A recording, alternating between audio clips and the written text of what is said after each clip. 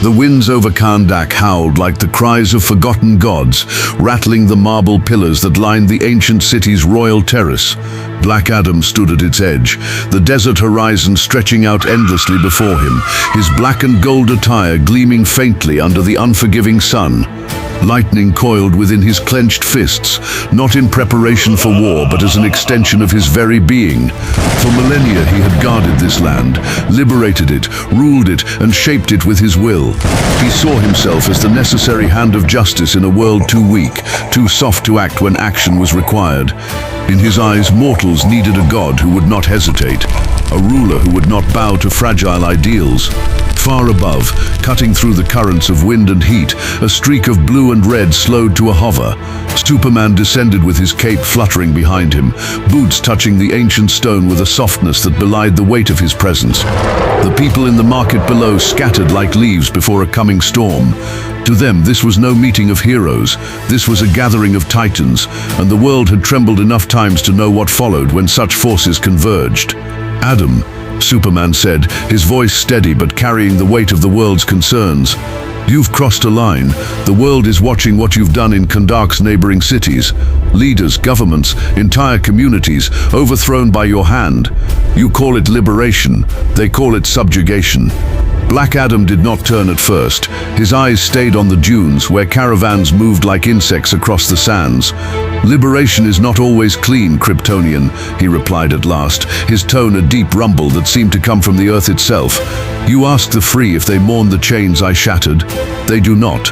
They fear me, yes, but they obey, and in that obedience their suffering ends. Your world plays at democracy and freedom, yet it leaves billions starving under corrupt kings and presidents. I remove them, and you come flying in, draped in your flag, to scold me."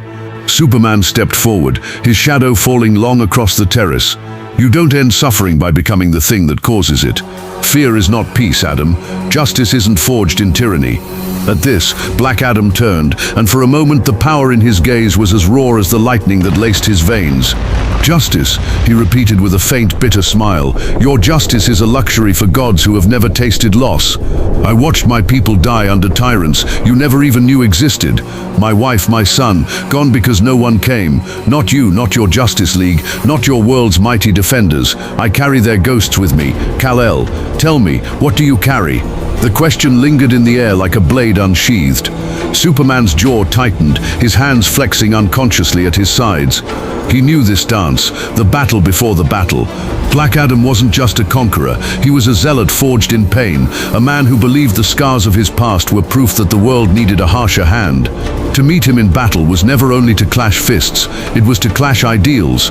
"You think power makes you right," Superman said quietly, his voice carrying a tone of almost mournful conviction, "that because you can destroy, you should decide. I grew up learning something else, that real strength isn't in how hard you can strike, but in how much you can lift others up without breaking them." Adam's brow furrowed, and the first threads of lightning began to dance across his shoulders. Spoken like a farmer's son, noble, naive, you still believe in uplifting sheep when wolves stalk the field. You would give them hope. I would give them a world where wolves are hunted until they dare not return. "And when there are no wolves left," Superman asked, "who will you hunt then? Because men like you never stop. There's always another tyrant to topple, another necessary war to wage, until all that remains is the shadow of your own throne." The desert winds surged, carrying the dust of fallen empires between them. Below, the people of Kahndaq looked up at the sky, knowing history was balancing on a blade. This was not the first time Superman had come to challenge Black Adam, but this time the stakes were heavier. Adam's recent actions had destabilized nations, drawn lines of blood across borders, and now the world teetered on the edge of war, not because of an invading army, but because of a single will too powerful to oppose without consequence. Superman tried once more to reach what fragments of humanity still lingered in the ancient champion. "You've lived longer than most civilizations, Adam. You know what happens to empires built on fear. They rise fast, they fall faster, and when they fall, the people suffer more than before. You want to honor your son? Build something that doesn't need your fist to keep it standing." Black Adam's reply was a low growl that built into words like thunder. "Do not speak of my son, Kryptonian. You who live above the world, untouched by its filth, dare speak of suffering. You are a tourist in pain. I was born in it, molded by it. You think restraint is strength. Restraint is why tyrants breathe still. I am what the world truly needs, not a savior who offers hope, but a God who enforces order." And there it was, the heart of their collision, the seed from which war would bloom. One man believed in guiding humanity with a gentle but steady hand. The other believed only in the fist. Both saw themselves as saviors. Both had saved countless lives, and both knew the other would not yield. Superman's eyes, normally so calm, glinted with a rare edge of steel. "Then I can't let you keep this up," he said. Black Adam raised his chin, the air crackling with the promise of a storm. "Then come, son of Krypton. Let us see whose truth the world will kneel to." Above them, clouds began to gather, dark and heavy, drawn to the growing fury between them. The city below fell silent. It was not merely the prospect of battle that silenced them. It was the understanding that what was about to unfold was more than a fight between two men. It was a war between two philosophies that had been warring since the first crown was forged. Freedom against order, mercy against ruthlessness, hope against dominion. Far away, the Justice League watched satellite feeds, torn between intervention and trust in their leader's judgment. Superman had chosen not to bring an army, nor to summon the League. He knew this was his burden to carry. If he failed, nations would burn. If he succeeded, the world might still hate him for the destruction to come. The sun dipped lower, turning the sands to blood-red fire.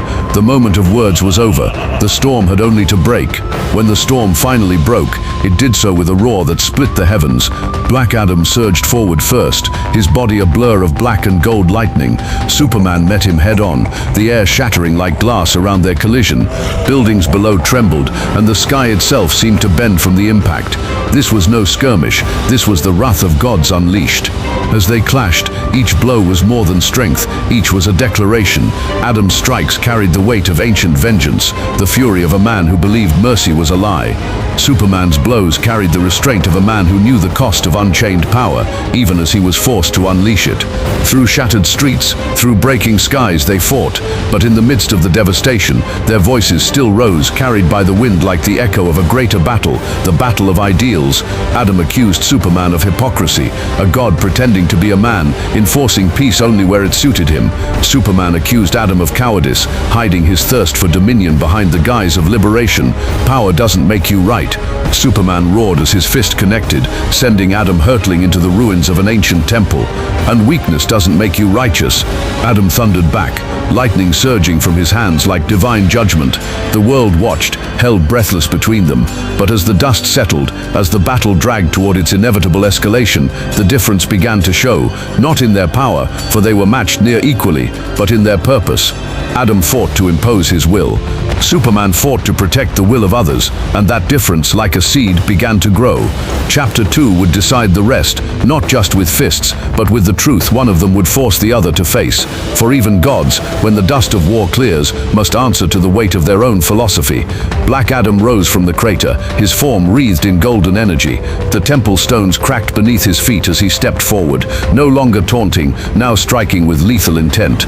Superman steadied himself in the air, his cape torn, his eyes burning with heat vision ready to unleash. He had been pushed, tested, nearly broken, but he still stood, not because he was indestructible, but because his will was, "This is all I need."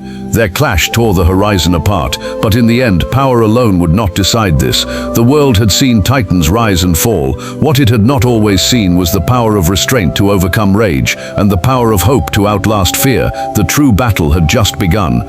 The clash between Black Adam and Superman had escalated beyond mortal comprehension. Every strike shattered stone and glass, every deflection warped the air, and every breath carried the weight of dying cities. Yet even as they fought, their words cut deeper than their blows. "You claim to be a protector," Adam shouted, his fist wreathed in magical lightning as it crashed into Superman's jaw, sending him careening through the palace gates. Yet you let the world rot while you smile for cameras and shake hands with politicians. Superman emerged from the rubble, the impact leaving a crater in his wake, dust trailing off his shoulders like ash.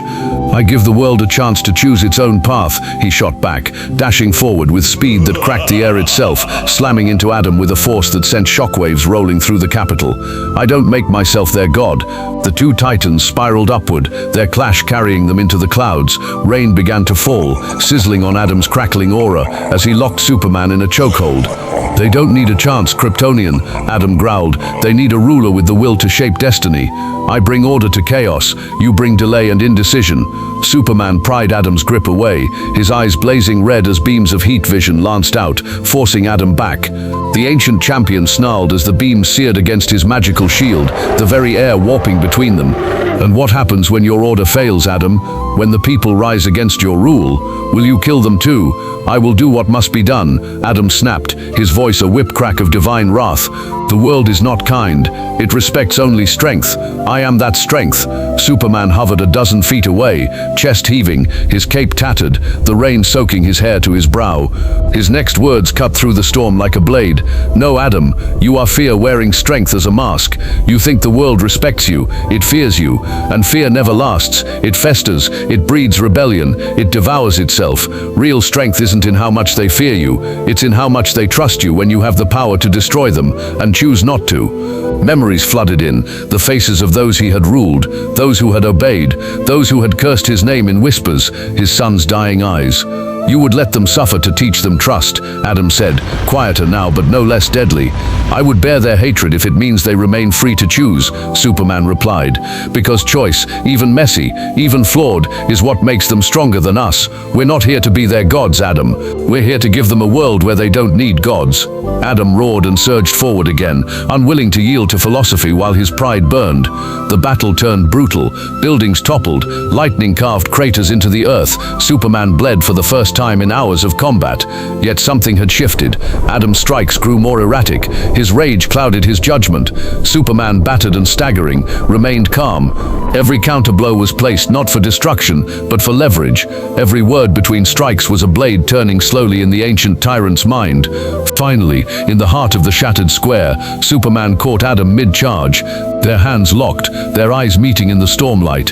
This is why you'll lose, Superman said, straining as magical lightning crawled over his arms, searing his skin. Because you fight to make the world kneel. I fight to make sure it stands, even when I'm not there.